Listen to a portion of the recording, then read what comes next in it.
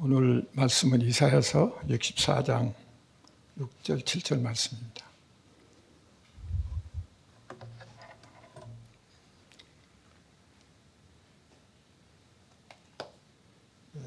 제 성경책은 1045쪽입니다.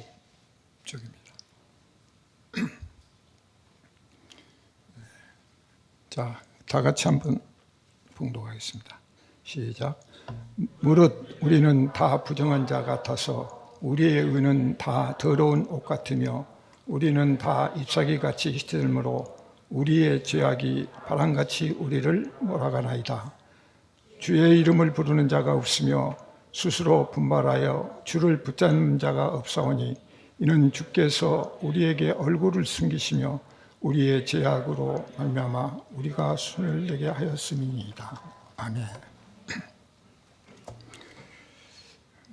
벌써 12월이 됐습니다.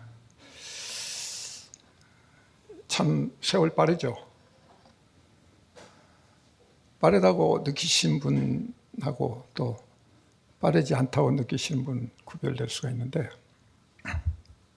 아마 심정은 똑같을 겁니다. 우리가 지난 1년 동안을 지나오면서 12월을 맞는다는 것은 어떤 면에서는 종말론적 입장에서 보면 죽음에 더 한 걸음 가까이 왔다 이렇게 얘기할 수가 있는 거죠. 그래서 12월은 굉장히 다른 때보다 의미가 깊다고 이렇게 할 수 있습니다. 우리가 영원의 시간 속에서 유한한 시간을 사는데 그 유한한 시간 속에서도 우리가 특별한 시간을 어떻게 보내느냐, 이것이 이제 오늘 우리가 12월을 맞으면서 결산할 문제다. 모든 기업들은 또 연말 결산이라고 해서 손익계산서를 따지고 있지만 우리는 영적 삶을 어떻게 지냈는가 결산할 수 있는 그런 시간이다. 특히 이 시기가 굉장히 어려운 시기입니다. 여러분 아시다시피 코로나가 벌써 2년이 넘어서 생각한데 한 1년 지나면 끝나겠지 했는데 그걸 지나서 요즘 어떻습니까?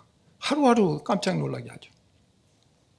코로나 200명, 300명, 500명 나올 때만 해도 굉장히 긴장하고 떨었는데 지금 5,000명 하다가 오늘은 7,000명이 넘어가는데도 아무도 반응이 별로 없어요.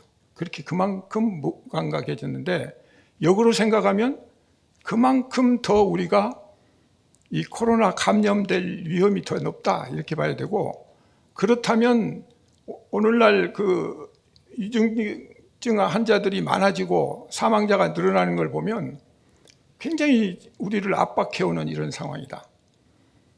이런 상황 속에서 우리가 예배를 제대로 드리기 어렵고 또 조금 드리려고 했는데 지금 이런 상황이 되니까 영적으로 보면 굉장히 위기 상황이죠.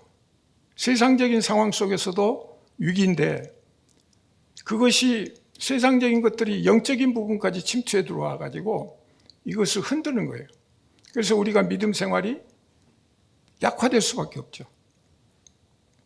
그리스도인이라고 하면서 우리가 교회에 와서 예배드리기가 그렇게 만만치 않고 또 집에서 영상으로 드린다는데 그게 집중이 되냐면 그것도 아니고, 그럼 어디 가서 어떻게 할 것인가?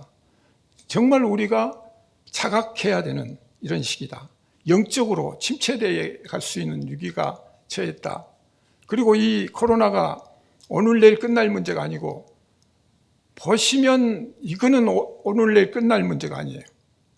세계적으로 전에 말씀드릴 때 모든 세계가 한 달이나 아니면 최소한 2주, 3주만이라도 올스톱하고 다 자기 집에서 정말 묵상하고 기도하고 그러면 아마 상당 부분 이게 해소될 수도 있다고 제가 말씀드립니다. 물론 어렵습니다. 그러나 원리적으로 따져보면 그게 가능한 답이잖아요.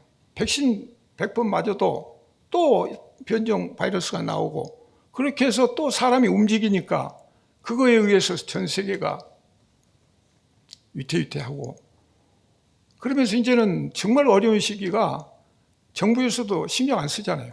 이제 뭐 돈 줄 생각도 별로 없고 또 환자 너 집에서 알아서 해라. 상상을 한번 해보세요. 집에서 아니 이게 호흡기로 감염이 되는데 그번 집안 식구들 다 걸리란 얘기예요? 정말 위태위태한 상황이에요. 그렇다고 집안에서 있으면서 계속 가족들이 마스크하면서 이렇게 격리 생활을 그거 며칠 날 어떻게 회복된다는 전망이 그렇게 쉽지가 않은데, 그래서 이런저런 상황을 보면 우리에게 처한 이런 상황은 굉장히 지금 위태하고 긴장되는, 그런데 우리가 영적으로 여기서 침체가 되면 우리의 모든 생각과 우리의 모든 그 삶이 쉽게 세상 사람들하고 똑같이 더 무너질 수가 있고, 오히려 여기에서 더 그리스도를 이탈하는 그런 사람들이 생길 수가 있다. 그렇기 때문에 우리가 오늘 주시는 말씀을 통해서 한번 좀 더 자신의 신앙생활과 우리가 또 1년을 어떻게 결산할 건가, 그리고 새해는 또 어떻게 보낼 건가, 이런 관점에서 한번 생각을 해볼 필요가 있다고 생각합니다. 우리가 하루하루를 살아가지만 진정 인간다운 삶을 사는 시간은 카이로스 시간이라고 말씀드렸어요. 하나님과 함께하는 시간, 카이로스 시간만이 진짜 시간인 거고, 그냥 크로노스 시간이라고 하는 것은 그냥 돌아가는, 연말 돌아오고 새해 돌아오고 하루 지나면 다음 날 오고 하는 그런 식의 시간은 누구나 다 같이 보내잖아요. 믿는 사람이든 안 믿는 사람이든 또는 엉터리 다른 신앙을 갖고 있는 사람이든 똑같이 지금 보내고 있는데, 달라도 달라야 하면 우리 그리스도인들은 구별된 사람들이잖아요. 거룩한 백성이라면 하나님과 함께하는 이 시간이 더 많아야 되고, 또 그것이 부족했다면 오늘 이 시간을 통해서 내가 자각을 하고, 내가 영적으로 지금 위태위태하는 상황이구나. 또 잘못하면 여기에서 조금만 무너지면 우리도 똑같이, 요즘 세상에 여러 가지 범죄가 흉악해지고 살벌해지는데 우리라고 거기에 장담할 수가 없어요. 크리스찬이지만 우리도 그런 악한 상황에 닥치면 선보다는 악이 먼저 튀어나올 수가 있어요. 그래서 가정폭력도 나오고 어린애들 때리는 문제도 나오고 막 이렇게 나올 수가 있어요. 왜? 그 상황을 초월하지 않으면 우리는 세세한 이런 문제 가지고 감정이 오르락 내리락 하면서 그 감정에 끌려가지고 그렇게 해서 이제 문제들이 발생하는 거죠. 그런데 우리가 한 걸음 더 높게 하나님 입장에서 보면 다 같은 우리 백성이고 우리가 죄인이고 회개해야 되고, 이런 입장에서 보면 다 용서할 수 있고 끌어안을 수 있고 좀 더 배려할 수 있는 이런 상황까지 갈 수 있는데, 그런 부분들을 우리가 놓치기가 쉽다는 거죠. 왜? 우리도 똑같은 이 세상 사는 인간이기 때문에. 그래서 항상 연약한 거고, 그래서 기도하고 말씀 붙들고 그때 우리가 하나씩 내려놓는 거잖아요. 그러니까 몸이 가벼워지고, 그렇기 때문에 우리는 더 한 수 높아지는 차원에 있다 보니까 다른 사람을 끌어안을 수 있고 포용할 수 있고 사랑을 베풀 수 있고 말씀을 전할 수 있는 그런 상황이 되는 거죠. 그렇기 때문에 오늘 이 시간을 통해서 우리가 좀 더 긴장감을 가지고 전반적인 문제를 봤으면 좋겠다. 그래서 오늘 우리도 12월을 맞으면서 정말 빠르다, 공통된 생각일 겁니다. 우리뿐만 아니라 세상 사람들도 12월 다 치면 1년 빠르다. 그리고 모여서 우리 망년에 하자. 한 해를 잊어버리자는 거죠. 근데 우리는 잊어서는 안 되는 거죠. 한 해를 돌이켜보면서 우리가 하나님 앞에 얼마만큼 하나님 가까이 나아갈 수 있었는가, 그런 부분들을 한번 점검해 볼 필요가 있다. 그래서 결국은 이러한 상황이 위기라는 것을 우리가 깨닫고 그 자각이 있어야 되는 거예요. 근데 위기는 위기야 하고 말은 하는데 내 스스로 내 심령 깊이 그런 위기의식과 자각이 없다면 그 다음 단계를 나가지는 못하죠.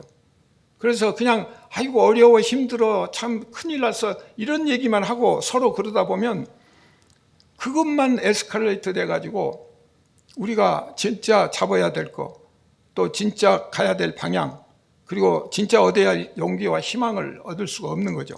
그래서 이런 면에서 우리는 이 위기를 자각하고 그것을 경고로 알고 그 경고를 나 자신뿐만 아니라 이웃에게도 전달해서 우리가 이 시간을 통해서 이 연말 크리스마스를 맞이하면서 우리가 새로운 시각으로 나가야 된다. 이 크리스마스도 마찬가지예요.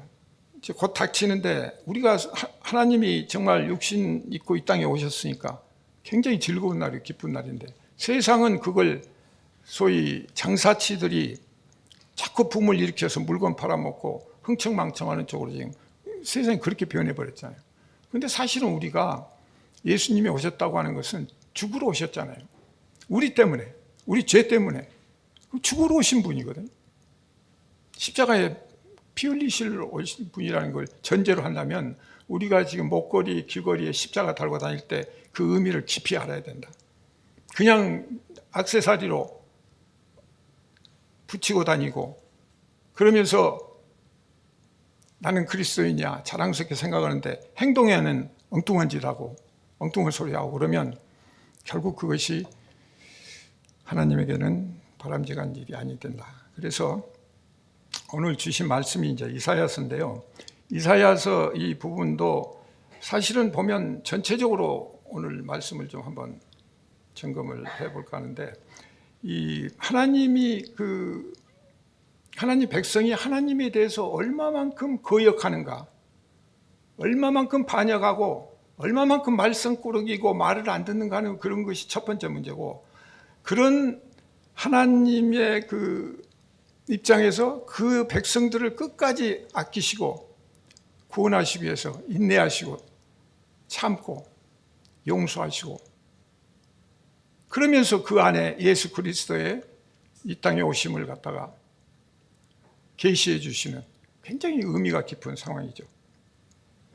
그래서 여기에서 우리는 하나님의 백성이 그 하나님에 대한 사랑보다는 하나님 백성에 대한 하나님의 사랑, 이게 더 중요한 거죠.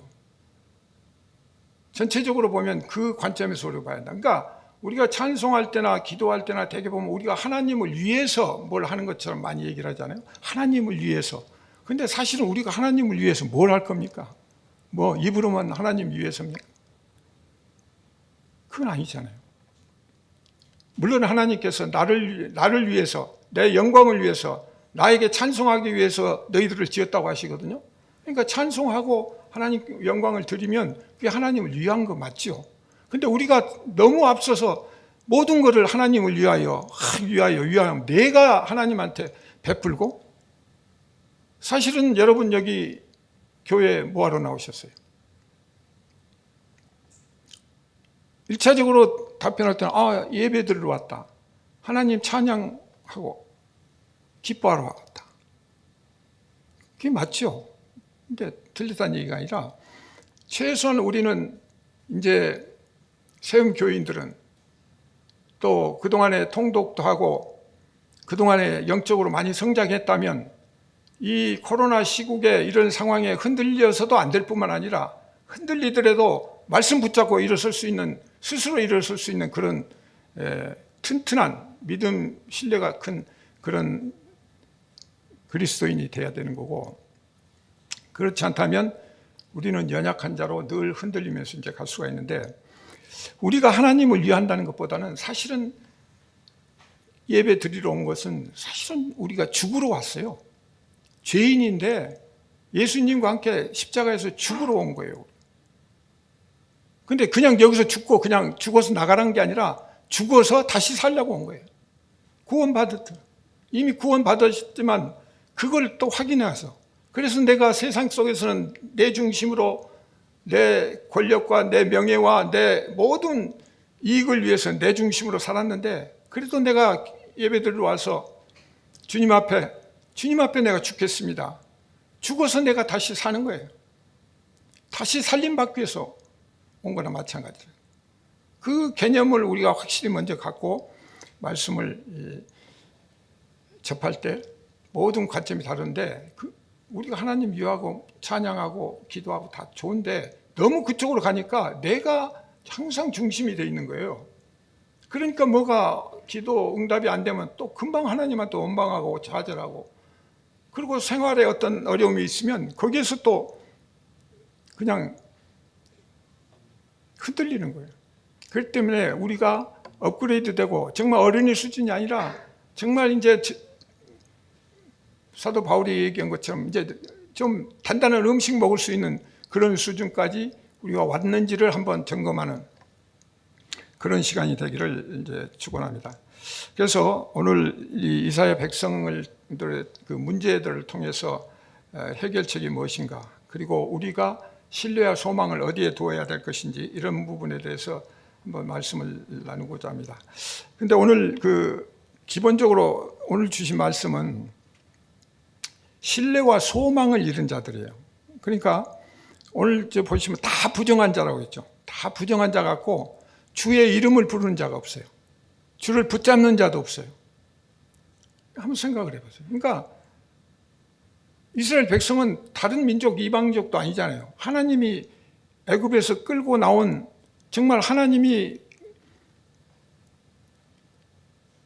광야를 거쳐서 이렇게 가나안 땅까지 인도해서 그 실증적인 것들을 다 경험했던 그런 백성들이잖아요. 그런데 지금 이 상황을 보면 없어요. 주의 이름을 부르는 자도 없고 주를 붙잡는 자도 없어요. 그래서 이 어려운 이 상황이 결국은 우리의 죄악 때문에 우리가 바람같이 소멸되는 그런 상황이 전개되는데, 이게 지금 64장에서 나오는 말씀인데 그 이사야서 1장으로 가면요 2절 4절부터 이런 얘기가 나옵니다. 하늘이여 들으라, 땅이여 귀를 기울이라. 여호와께서 말씀하시기를 내가 자식을 양육하였거늘 그들이 나를 거역하였도다. 첫 장부터 거역한 게 나오고, 소는 그 임자를 알고 나귀는 그 주인의 구유를 알건만은 이스라엘은 알지 못하고 나의 백성은 깨닫지도 못하는도다. 그러니까 이것같이 애통한 일이 없죠. 내가 너를 낳았어. 그러니까 부모가 자기 자식 낳았는데 이게 자기 부모라고 인정을 안 하고, 그래서 산이 얼마나 답답한 일이지 하나님 입장에서. 근데 이게 1장부터 이렇게 시작이 되는데 하나님이 자기의 그 아버지 되심을 전혀 깨닫지 못하고 이렇게 가는 것들이 문제가 되는데, 이 문제가 어디서 생기냐, 이 상황의 그 원인을 보면 전부 다른 왕을 섬겼어요. 다른 왕. 그 다음에 다른 신을 섬겼어요. 그리고 자기를 신뢰하고 그 다음에 신실하지 못한 그 지도자를 또 숭배를 했어요. 다가올 하나님의 심판과 해방, 구원 이런 것들을 신뢰한 것도 아니고 하나님의 존재, 그리고 하나님이 우리를 사랑하시고 은혜를 베푸시고 하나님은 공의의 하나님이라는 이런 하나님의 그 기대와 소망을 가진 게 아니고, 그것은 온데간데 없고 전부 지금 다른. 그래서 마치 이것은 사도 바울이 다른 복음을 전한다고 지적한 것처럼 다른 신, 다른 왕, 그게 지금 좌지우지되고 있는 거죠. 그래서 뭔가 이 뒤틀린 거, 신뢰의 대상이 잘못되어 있다. 그래서 여기서 우리가 주의해서 봐야 될 것은 결국은 방향이 틀렸다는 거죠. 방향이 틀리면 아무리 다른 쪽으로 열심히 달려도 헛걸음하는 거고 헛바퀴 도는 거죠. 내가 인천을 가야 되는데 부산으로 가고 있으면 아무리 빨리 달리고 열심히 달리고 해도 그게 옳은 길이 아니잖아요. 그래서 이 방향이 정확히 설정이 돼야 되는데 그게 안 됐다. 방향이 설정이 안 된 건 뭐냐? 목적과 목표가 분명하지 않다는 거죠. 우리는 목표는 쉽게 잡아요. 어린 학생들 학교 다니고 우리 뭐하면 얼른 내가 무슨 회사 사장이 되겠다, 재벌 회장이 되겠다, 아니면 뭐 어떤 장관이 되겠다, 대통령이 되겠다, 뭐 이런 그 목표를 세우죠. 근데 그 목표만 가지고는 안 돼요. 목표라는 것은 그것은 어떤 면에서 세상적인 거예요. 그 목표는 누구나 다 갖고 있어요. 근데 중요한 것은 목적이다. 왜 그걸 하려고 하느냐? 우리 어린이들 이제 커서 성경을 마치고 커서 사회 나가고 그러면 사회 나가서 또 똑같이 지금 일을 하고 할 텐데 그냥 똑같이 사회 가서 회장 되고 돈 벌어서 부잣집 큰 집 사고 뭐 이런 식으로 되면 그건 의미가 없죠. 목적이 분명해야 된다. 하나님을 찬양하고 예배하는 하나님 아들 그리스도인으로서 그 정체성과 목적이 분명해야 그게 옳게 가는 거라는 거죠. 여기 지금 오늘 이 이스라엘 민족은 방향이 틀렸고 목적과 목표가 분명하지 않는 거예요. 그래서 다른 신, 다른 왕, 다른 지도자 이렇게 하다 보니까 지금 엉망이 되어 있는 거죠. 그래서 길을 잃은 거예요. 길을 잃으니까 우왕좌왕하는 거고 혼돈이 오는 거죠. 갈팡질팡하는 거예요. 그래서 이것이 또 1장 21절에서부터 똑같이 시작이 됩니다. 신실하던 성읍이 어찌하여 창기가 되었는고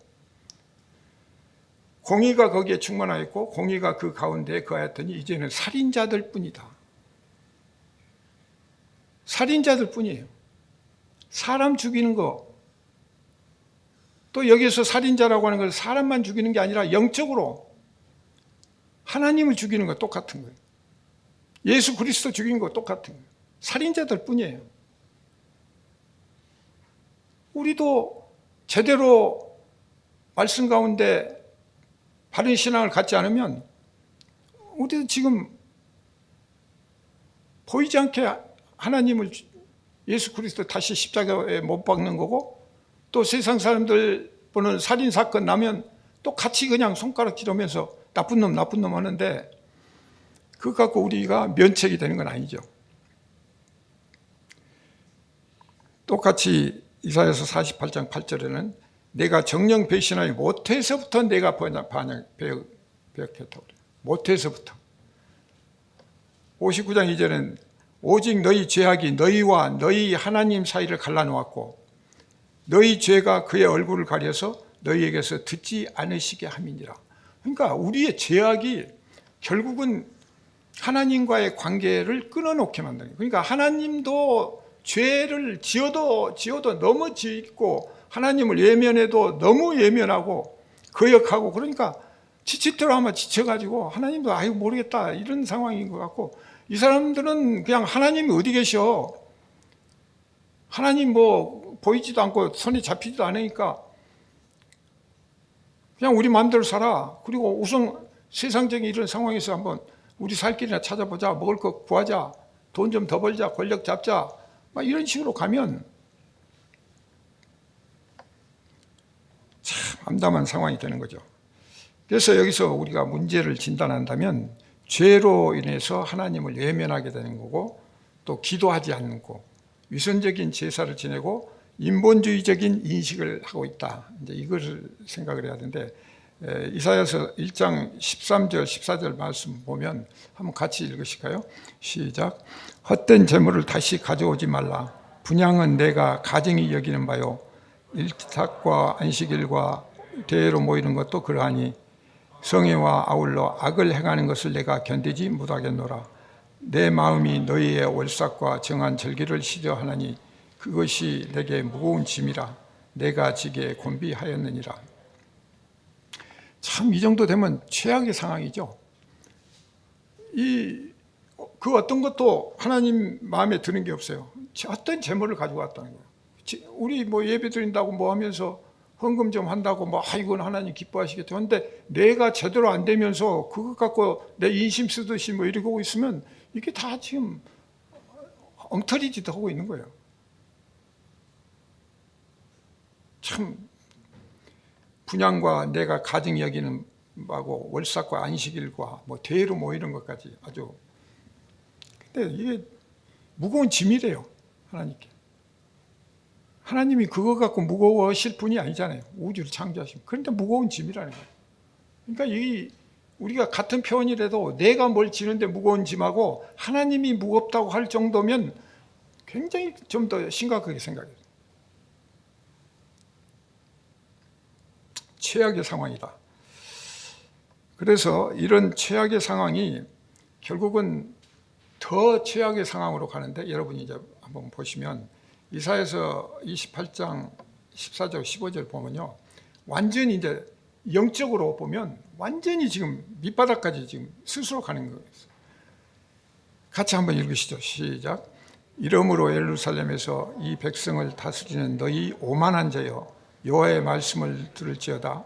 너희가 말하기를 우리는 사망과 언약하여 소울과 맹약하였은즉 넘치는 재앙이 밀려올지라도 우리에게 미치지 못하리니 우리는 거짓을 우리의 피난처로 삼았고 의 아래에 우리를 숨겼습니다 하도다. 심각한 문제 아니에요? 성경 전체를 읽어봐도 이만큼 심각한 문제가 없어요. 아니, 하나님을 믿는다는 사람이 어떻게 지금 변했습니까?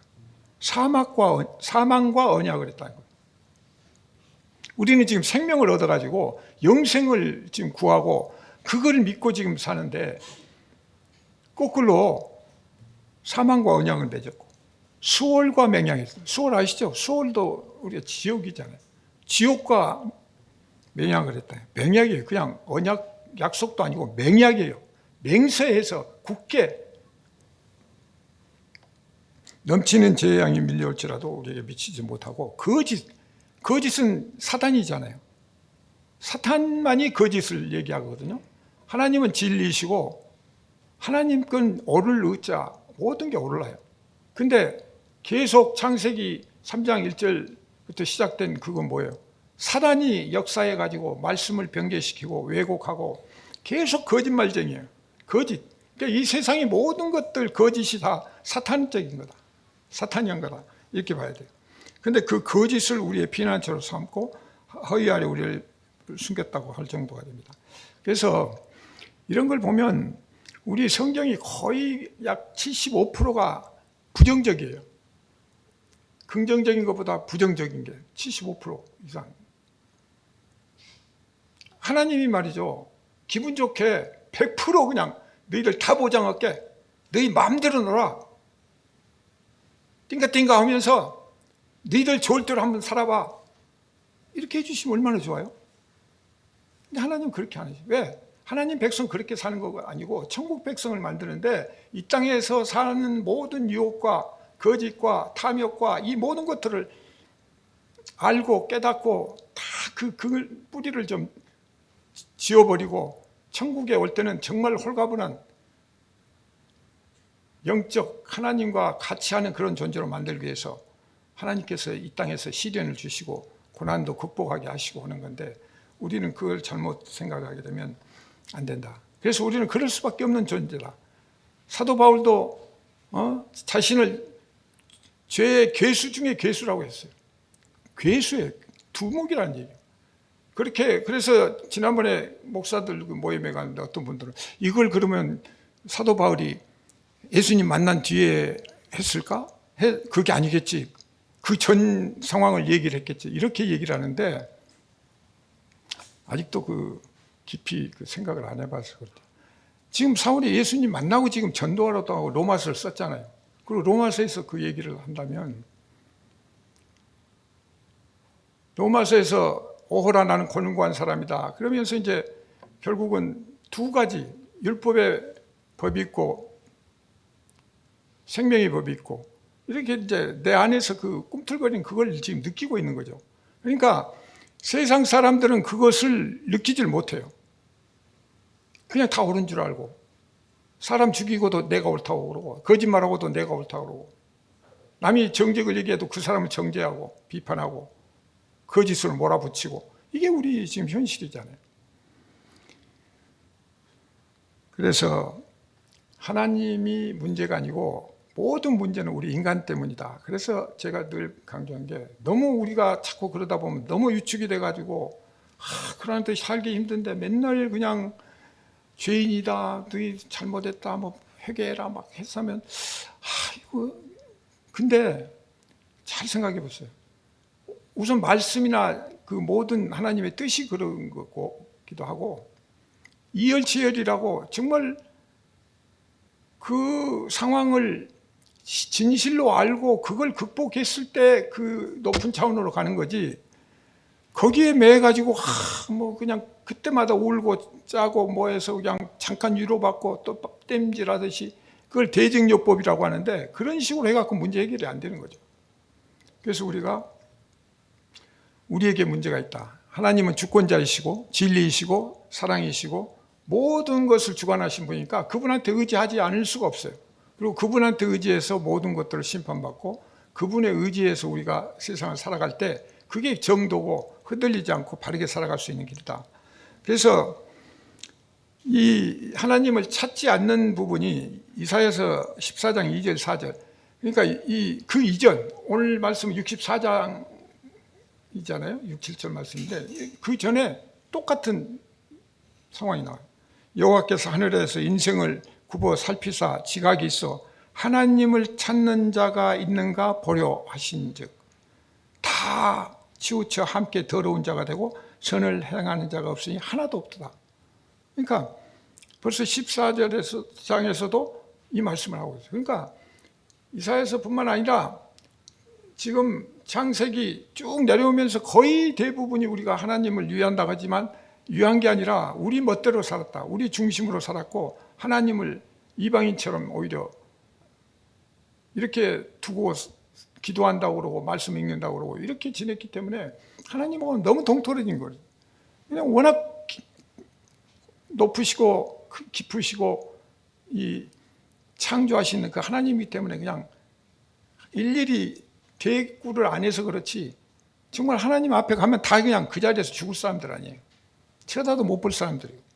그런데 우리는 살려주시고 예수님이 오셨을 때는 요한 같은 경우는 그냥 예수님한테 기대기도 하고 만지기도 하고, 구약 같으면 그냥 죽는 거예요, 그 자리에서. 그런데 내 백성을 떡 먹듯이 내 백성을 보면서 여호와를 부르지 아니하는도다. 여호와를 부르지 않아요. 그러니까 지도자들도 여호와를 부르지 않았어요. 그러니까 이 맥락이 시작부터 끝까지 같이 간다는 거죠. 그러니까 이것이 우리의 기본 틀이다. 그러니까 이걸 공공한 진이라고 그러죠.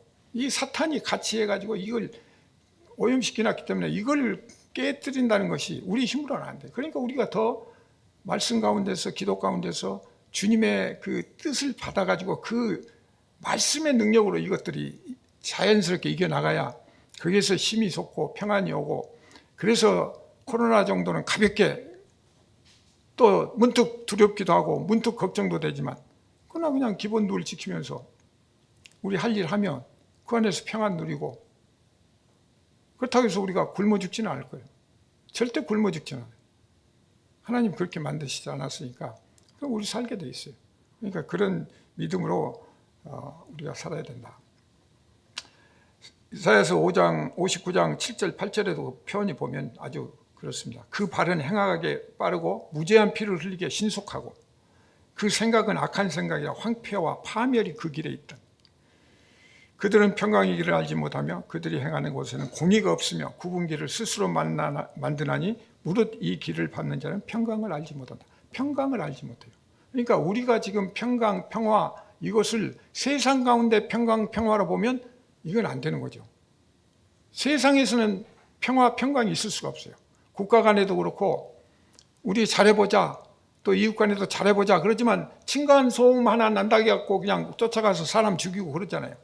서로 그거 양해하면 되고, 입장을 바꿔놓고 생각해보면 아무 일도 아니고 좀 주의하고, 또 그렇게 됐으면 미안합니다 쭉 한두 마디면 그게 해결이 되고 지나가고 인내할 수 있는 부분들인데, 그걸 갖다가 감정적으로 보고 어떤 대적자적인 그런 걸로 보니까 그냥 살기가 돌고 그래가지고 쫓아가서 사람 죽이고, 그냥 그게 수시로 지금 일어나죠. 앞으로도 지금 코로나가 이렇게 늘어날수록 그런 사건도 많이 늘어날 거예요.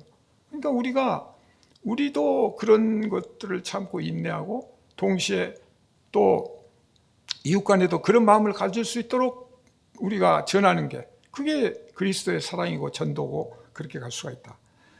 그런데 이것이 오늘 말씀 앞전에 보면 이미 오래된 그 사항이라고 이렇게 말씀합니다. 64장 5절에 그 앞절에 보면 주께서 기쁘게 공의를 행하는 자와 주 길에서 주를 기억하는 자를 선대하시거늘 우리가 범죄함으로 주께서 진노하여 싸우며 이 현상이 이미 오래됐다는 얘기예요. 이게 굉장히 솔직한 표현이잖아요. 아까 1장부터 계속 지금 해왔는데 어떤 면에서는 지금 이사야서 앞 구약 전 그 시대부터 지금 이게 뿌리 깊게 내려왔다는 것을 어떤 면에서는 자인하는 거예요. 그런데 뭐예요? 우리가 어찌 구원을 얻을 수 있어? 이런 상황인데 어떻게 구원을 얻을 수 있냐? 솔직한 거예요. 우리도 똑같은 거예요, 지금. 그런 상황인데 우리가 어찌 구원을 얻을 수 있나? 그런데 우리가 그런 죄인인데도 불구하고 예수님이 이 땅에 오셔서 피를 흘리시고 우리를 그렇게 구원의 길로 알려주시고 깨우쳐 주시고 따라오라고 제자 삼아 주시고는 그게 사랑이, 은혜가 거기에 담겨 있는 거잖아요. 그래서 여기에서 이 오래됐다는 얘기는 고질화됐다는 얘기예요. 이게 그냥 악습이 되어 있다는 거예요. 습관이 돼 고칠 수 없을 만큼 뿌리가 깊다는 얘기죠. 이게 뭐 사탄의 뿌리니까. 그래서 이 헬라어에는 디아프테이로라는 그 단어가 있거든요. 그게 후패라고 그래요. 후패. 그러니까 침체보다는 더 깊은 의미죠. 침체는 우리가 일상적으로 쓰는 뭔가 디프레스 되어 있는 뭐 이런 영적 침체라 한다면 그냥 후패예요. 이건 썩어 문드러졌다는 거예요. 썩어 문드러져 가지고 어떻게 할 수가 없는 거죠. 그런 정도의 표현이거든요. 물론 거기에 좌절시키다, 약하게 하다 이런 표현도 있지만 이것이 결정적인 그 의미인데 고린도후서 4장 16절에 보면 바울도 그런 표현을 합니다. 그러므로 우리가 낙심하지 아니하노니 우리의 겉사람은 낡아지나 우리의 속사람은 날로 새로워지는도다. 낡아지다. 이게 후패하다. 다른 이전 성경은 후패하다고 그렇게 표현이 됐죠. 조금 풀어서 이제 낡아지다 지나. 근데 어떻게 보면 말씀을 약화시켜버리는 거예요. 후패하다. 너 썩어가지고 문드러져가지고 정말 어떻게 요만큼도 쓸 수 없는 그런 존재야. 근데 그걸 살려가지고 새 사람 만든 거야. 이게 정답이죠. 죄인 중에 죄인, 괴수인데 그런데도 불구하고 하나님이 참고 인내하시고 그 깊은 사랑과 은혜로 너희들을 구원해서 지금 끌고 가는 거야. 그거 좀 알아먹어. 이런 표현이죠. 근데 그냥 낡아지나 그러면 그냥 우리가 옷 입다가 조금 닳아져가지고 낡아졌으니까 요즘 같으면 조금만 입다가 뭐 해도 그냥 버리잖아요. 옛날에 우리는 옷이 없으니까 그냥 막 닳도록 입고 양발 구멍 뻥뻥 떨어지고 신발 찢어져도 그냥 묶어서 신고 그렇고 지냈던데 요즘에는 많이 좋아져서 그냥 조금만 뭐 해도 이거 싫어. 유행이 지났으니까 싫어. 그럼 막 버리고 이렇게 잖아요. 그러니까 그 감각이 낡아졌다는 그 개념이 뭐 그 정도인데 우리를 구원했다 이렇게 이해된다면 굉장히 지금 말씀을 곡해하는 게 되버려요. 그래서 이 후패하다고 하는 것은 우리가 너무 세상적이고 인본주의적인 이런 데 치중했다는 얘기가 되고 또 아까 말씀드린 대상, 목적 이런 것들이 명확하게 되지 않고 그런데 거기서 제일 중요한 것은 그 누구를 신뢰하느냐가 이제 문제죠. 아까 말씀대로 다른 왕, 다른 신, 누구를 신뢰하느냐, 다른 지도자, 나, 이거는 잘못된 거다. 그게 인본이다. 근데 오늘 말씀 중에서 이 재밌는 이제 스토리 2개만 이제 한번 듣고 넘어가겠습니다. 이게 잘못된 신뢰, 그러니까 이 잘못된 것을 선택해서 신뢰함으로써 우리가 기본적으로 방향이 틀어지고 목적과 목표가 달라지고 그렇게 해서 하나님과 멀어지고 그럼으로써 우리가 영적으로 침체되고 후퇴하게 되는 그런 경우인데 지금 이사야서 이 중에 보면 아시리아 그다음에 애국 바벨론 이게 나오거든요. 그런데 여러분이 잘 아시다시피 이제 히스기야 왕 때 그 예를 한번 보면은 우리가 조금 더 생각할 수 있는데 이사야서 31장 1절에 보면 그 애굽으로 그러니까 이 지금 우리가 미국과 중국 사이에서 끼어갖고 지금 요즘에 미중 갈등이 생기니까 우리는 틈바구니에서 뭐 역사적으로도 그랬지만 강대국 사이에 끼어가지고 고래 싸움에 등 터진다고 지금 갈등하니까 어느 편에 서야 될지 뭐 이러고 있잖아요. 그래갖고 여차하면 그냥 정말 등 터질 수 있는 그런 상황하고 비슷해요. 그 이스라엘 유대 민족이라는 게 큰 애굽과 아시리아 그다음에 바벨론 이 큰 강대국 사이에 끼어가지고 통로가 되면서 항상 짓밟히는 그런 상황인데, 여기에서 이제 애굽 그러니까 아시리아가 이렇게 그 공격을 해올 것 같고 그러니까 이제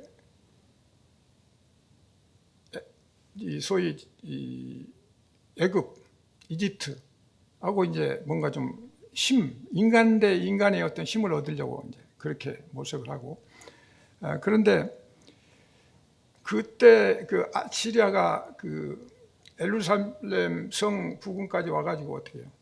에워싸면서 계속 압박을 하잖아요. 사내립이 와가지고 그러면서 하나님을 모독하는 얘기를 많이 해요. 네 하나님, 히스기야 왕이 그 성에 있는 장군들한테 못 알아듣게 그 다른 언어로 해달라고 그러는데도 불구하고 알아듣는 언어로 얘기를 해요. 그러면서 야 뭐 히스기야 왕이 뭐 너희 하나님이 뭐 너희들을 다 보호해주고 도와줄 테니까 뭐 어쩔 거라 하는데 웃기지 말아라. 우리가 지금 이 세계를 다 점령하고 있는데 우리가 이렇게 하고 있는데 거기서 건진받은 나라가 있느냐 뭐 이런 식의 어떤 이제 막 연설을 까고 그래요. 그때 이제 히스기야가 그 얘기 보고를 듣고는 바로 이제 기도를 하죠. 가서 기도를 간절히 하니까 하나님이 바로 답이요. 네 기도를 들었다.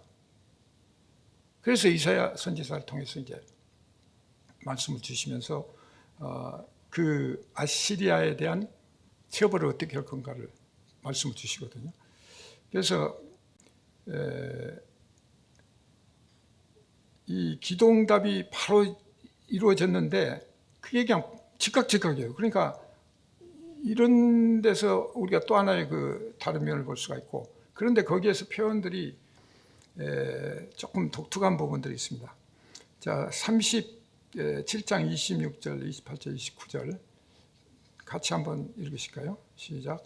내가 어찌하여 듣지 못하였느냐? 이 일들은 내가 태초부터 행한 바요 상고부터 정한 바로서 이제 내가 이루어 내가 견고한 성읍들을 헐어 돌무더기가 되게 하였노라.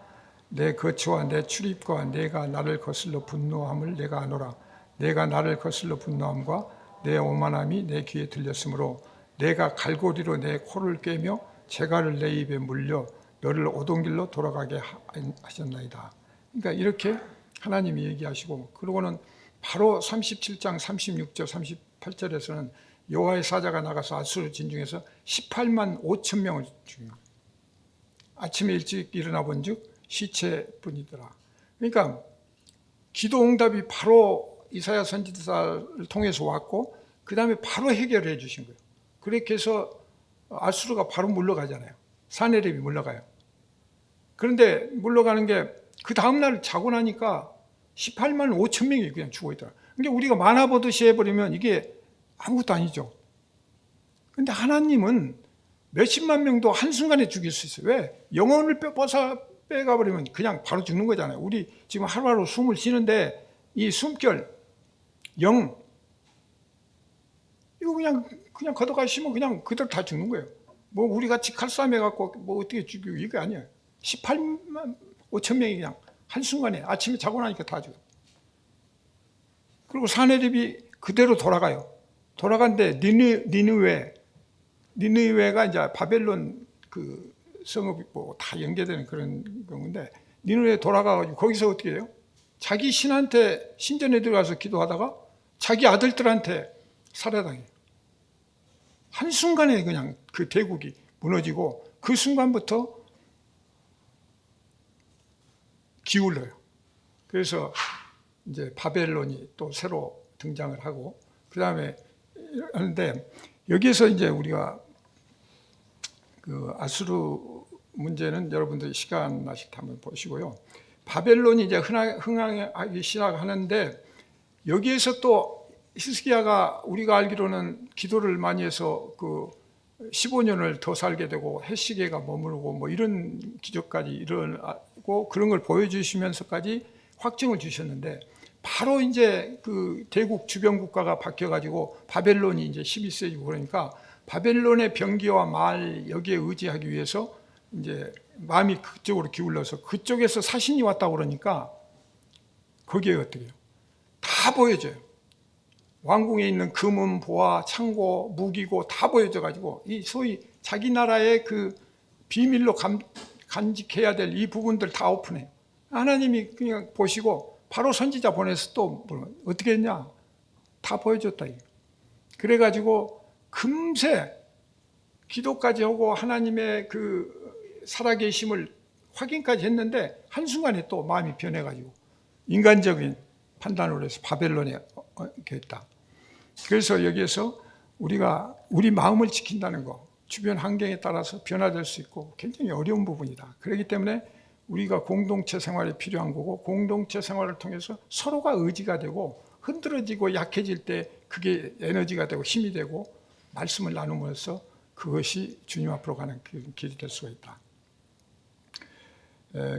하여튼 아수르에서 바벨론 넘어가는데 여기에서 이제 그 영적으로 큰 변화를 받은 사람이 이제 소위 다윗입니다. 다윗인데 다윗은 그 영혼의 어떤 감옥에 있다가 구원을 받는 것 같은 그런 이제 경험을 하는데 이 부분을 우리가 이제 오늘 기준으로 좀 삼았으면 좋겠습니다. 그러니까 우리가 생각하는 다윗은 한 부분만 설교할 때는 다윗은 멋지고 다윗 같은 왕이 되고 뭐 다윗 같은 신실한 사람이 되고 우리가 많이 그렇게 하지만 다윗도 이면에 보면 얼마나 많은 인간적인 실수가 많아요. 근데 그 중에서 제일 이제 밧세바 문제가 나오고 이런데 거기에서 그 죄를 별로 못 느끼다가 나중에 그 시편 51편에 보면 엄청난 자기 죄를 고백을 해요. 고백을 하고 그런데 그 과정에서 우리가 보면 시편 38장 2절부터 5절에 보면 굉장히 그 험악한 영적 그 침체, 후패한 그런 상황 그걸 이제 설명을 하고 주의 화살이 나를 찌르고 주의 손이 나를 심히 누르시나이다. 주의 진노로 말미암아 내 살에 성한 곳이 없어. 내 뼈에 평안함이 없고 내 죄악이 내 머리에 넘쳐서 무거운 짐같이 감당할 수 없나이다. 내 상처가 썩어 악취가 나오니 내가 우매한 가독으로서 악취가 난대요. 근데 이 정도가 아니라 종일토록 슬픔 중에 있고 내 살에 성한 곳이 없고 마음이 불안하여 신음하고 있나이다. 내 눈의 빛도 나를 떠났나이다. 나의 근심이 항상 내 앞에 있다. 이렇게 그 자기의 영적 침체 상황에서 굉장히 갈급하면서 기도하고 그냥 통렬한 그 자기 비판, 자성, 깨달음, 하나님을 향한 그런 죄사함을 강구하는 이런 상태로. 그래서 거기에서 180도 반전이 되는 게 이제 드라마의 대반전이 되는 게 시편 103편 1절하고 3절, 5절 한번 같이 한번 읽겠습니다. 시작. 내 영혼아 여호와를 성축하라. 내 속에 있는 것들아 다 그 성호를 성축하라. 내 영혼아 여호와를 성축하며 그 모든 병을 고치며 내 생명을 파멸해서 구속하시고 인자와 국률로 관을 씌우시며 좋은 곳으로 내 소원을 만족케 하사 내 청춘으로 독수리같이 새롭게 하시는도다. 내 영혼아 여호와를 성축하라. 내 영혼아 내 속에 있는 것들아 다 성호를 성축하라. 이렇게 이제 하면서 완전히 축제 기분이죠. 자유하는.